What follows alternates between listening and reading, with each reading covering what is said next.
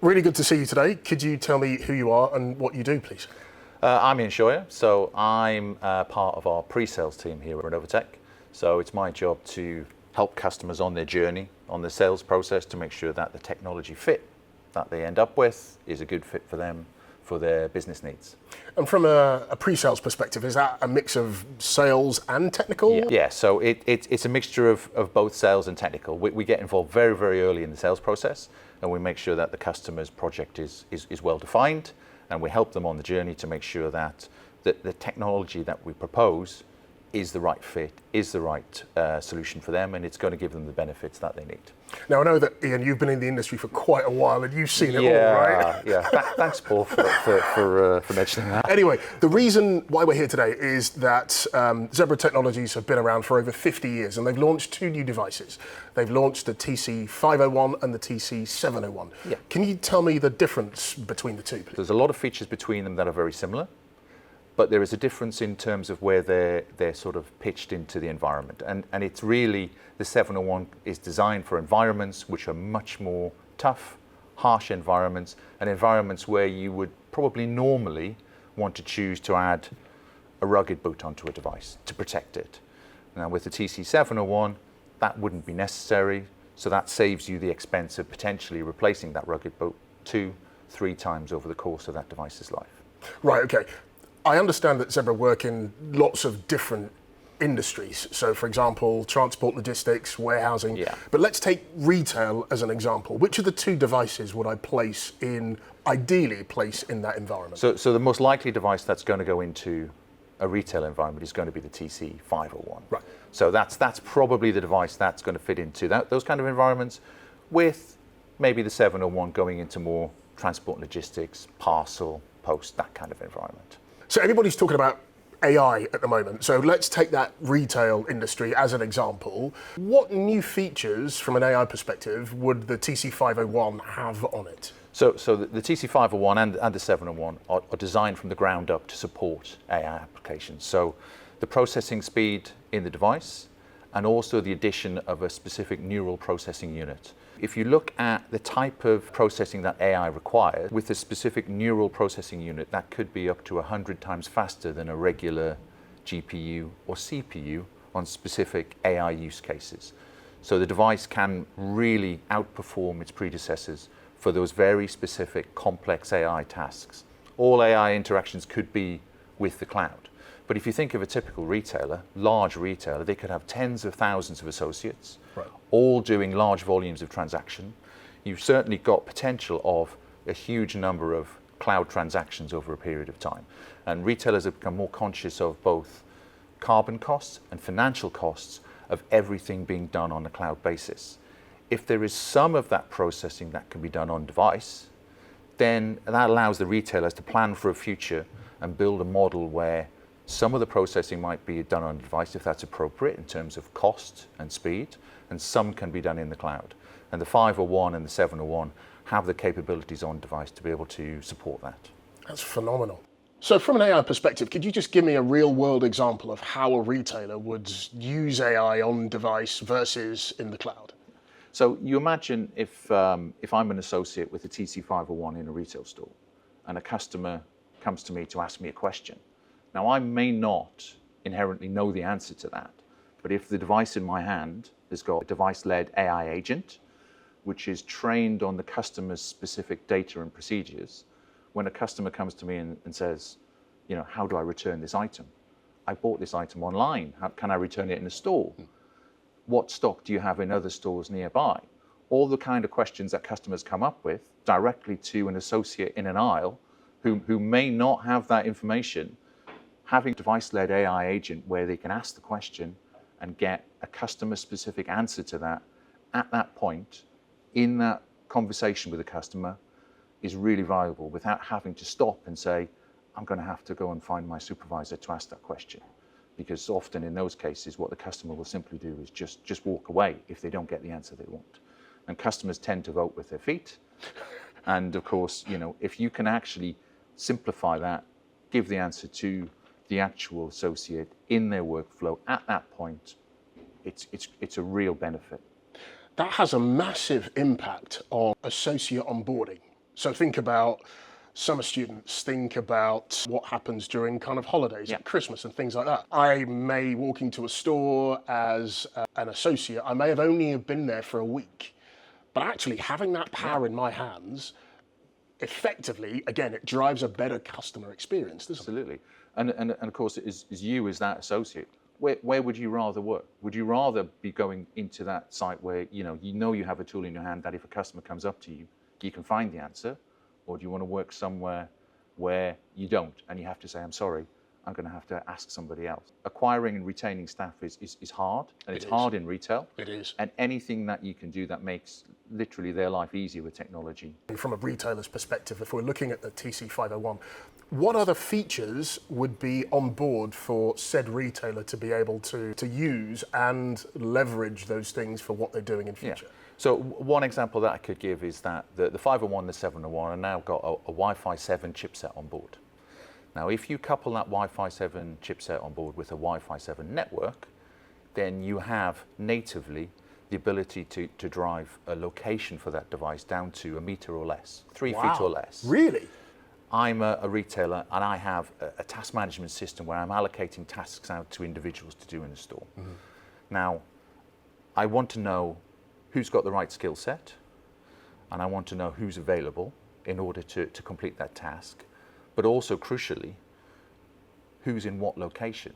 So for example, if I have a click and collect order that needs bringing from the back of store to the customer service desk at the front, with that layer of location-based information, I can now not only, and I say it's more likely to be my retail execution system that's going to choose the right associate, the right skill set, but one who's going to be able to do that job fastest, who's in the right place to do it.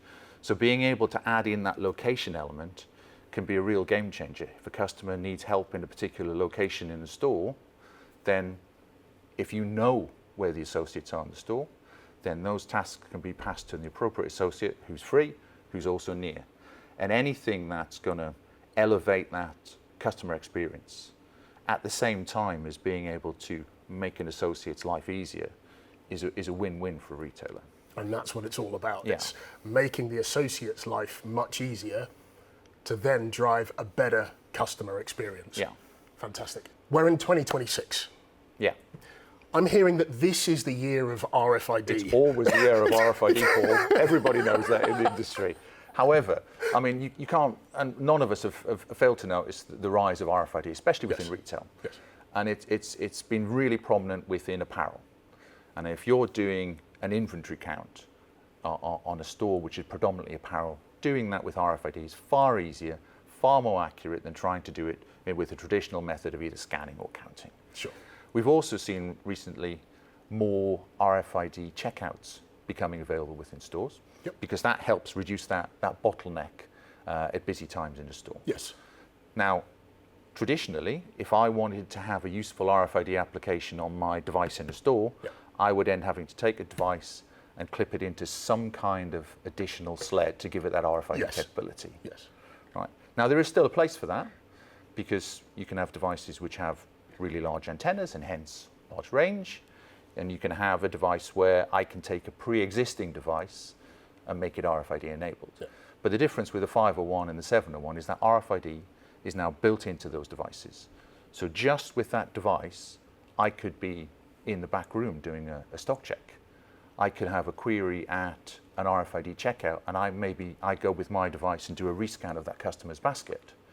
I could take mobile payment, but also use RFID at the same time, all within the device now, rather than having to add an accessory to make that happen. That's phenomenal. Yeah.